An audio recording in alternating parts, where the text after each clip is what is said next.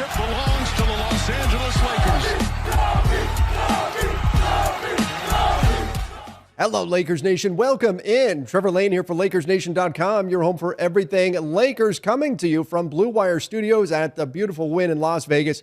We're out here for Summer League. Of course, one of the big topics revolving around the Lakers right now, it's Kyrie Irving. Is he going to wind up in purple and gold? Are the Nets going to finally let the Lakers pull the trigger on a trade or not? We're going to talk a little bit about the leverage situation and how LeBron's contract might end up being a major factor in this negotiation. Joining me today, we've got Corey Hansford from LakersNation.com and Sean Davis, also from LakersNation.com. Guys, how you doing? Corey, welcome out. First time in the studio for Corey. What do you think? It's a beautiful studio. I mean, if you're ever in the area at the Wynn, just walk by and check it out. It's just absolutely gorgeous. And Sean, getting used to that chair now? Yeah, this is my seat, my Patent and Charger seat, and good to be able to talk to you guys. So let's talk about this whole situation. Let's just kick things off with, as things sit between the Lakers and the Nets, Corey, who do you think has leverage in the Kyrie Irving trade negotiation? Neither of them. It's a staring contest. I think both sides are trying to create leverage. Mm-hmm. That is why you're seeing the Lakers it's been out there that there's really no other team that's in any kind of a rush to trade for Kyrie Irving. The Lakers know this. So the Nets now have to, create their own leverage. Well, we can wait. We can just have him sit out. We don't have to do a trade immediately. And the Lakers are in a more desperate situation because of the expectations that they have. And as we're going to get into with LeBron and trying to get him to keep going, to sign on for longer, you need to make a big move. They know that the Lakers need to make a big move, so they're going to push those cards as well.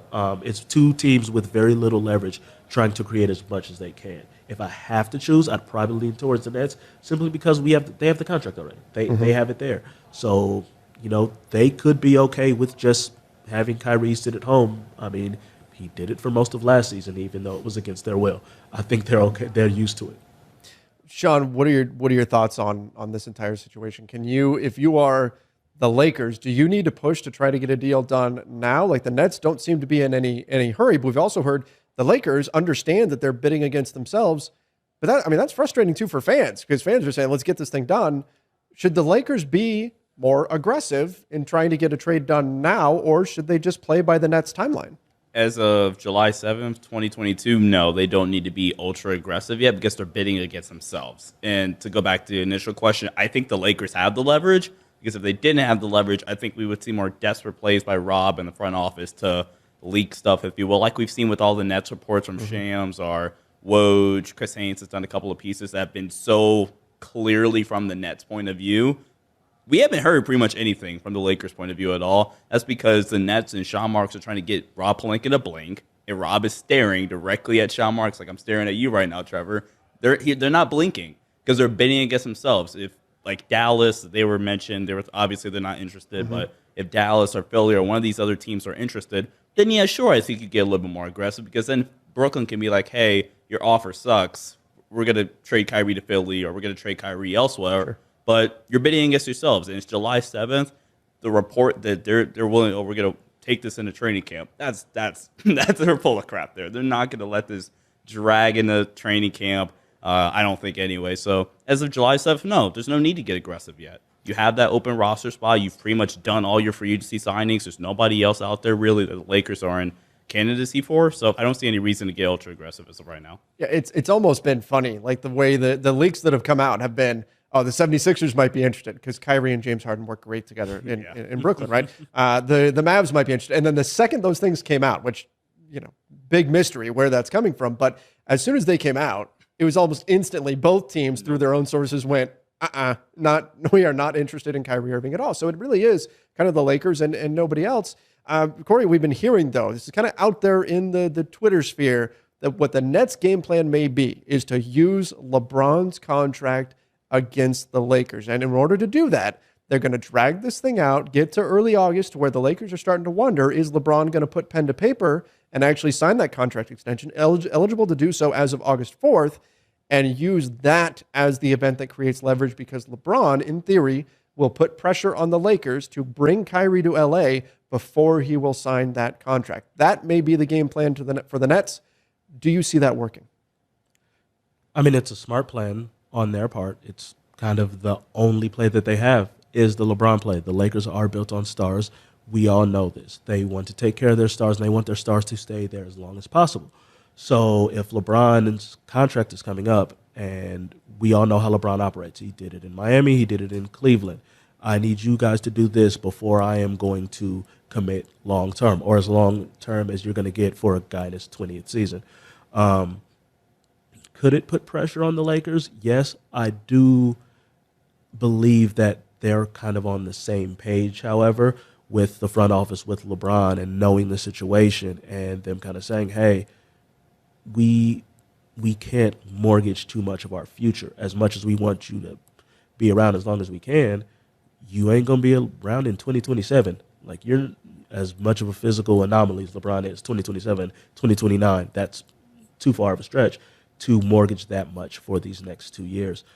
So even though it's the only play the Nets can make at this point, I think the Lakers are smart enough to know that, this is their only shot, and to, as Sean pointed out, just keep staring them at the eye and not blink. Sean, what about LeBron himself? I mean, he would be a major factor in that whole situation. Do you think LeBron would do that? Actually put pressure on the Lakers to get this done? I mean, we've seen he obviously wasn't happy with what they did at the trade deadline, as much as he tried to walk all that stuff back from the All-Star break and everything. He clearly wasn't pleased. He's obviously looking to see some stuff happen. Do you think LeBron will actually try to push the Lakers to get this done, even if it means giving up a little bit more than what they're comfortable with? The date that LeBron's eligible for his contract extension is August 4th. Right? Correct. If it gets to that point, then yes, LeBron's going to start pressuring the Lakers. Now, I said the Lakers shouldn't be ultra aggressive. That doesn't mean there shouldn't be a sense of urgency to get it done. Because I think the longer it does drag out, the more you start to get a little bit worried, like, hey, crap, is Brooklyn really serious? So I do think there has to be a sense of urgency, but not to the point where you're saying, Brooklyn, just take all the picks. Here you go. But yeah, I do think if it got to August 4th and longer than that, I do think we would start to see LeBron say, hey, Rob, come on now.